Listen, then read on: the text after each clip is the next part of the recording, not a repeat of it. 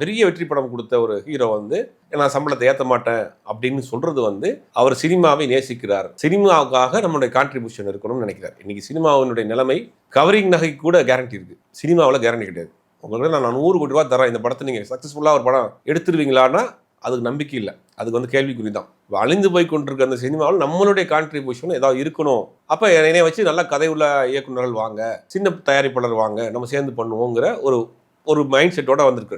அதெல்லாம் உண்மையிலே பாராட்டக்கூடிய விஷயம். தொடர்ந்து அதை வந்து சசிகுமார் செய்தார். அதை தொடர்ச்சியாக தான் முக்கியமான ஒரு விஷயம் பார்த்தது என்னன்னா, இந்த ஃப்ரீடம் படத்தை பற்றி டேரக்டரோ அந்த டெக்னீஷியனோ படத்தை பற்றி எதுவும் சொல்ல, இது ஒரு படம் நல்ல படம் அப்படின்னு சஸ்பென்ஸ் வச்சே பேசினாங்க.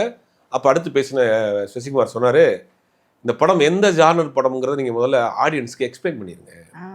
ஏன்னா ஆல்ரெடி டூரிஸ்ட் ஃபேமிலி படம் பார்த்துருக்காங்க, அது ஒரு காமெடியாக ஒரு என்டர்டைன்மெண்ட்டாக நினச்சி கொண்டாட்டாங்க. இந்த படத்தையும் அதே மைண்ட் செட்டோட வந்தாங்கன்னா அவங்களுக்கு வந்து ஏமாற்றமாயிரும்.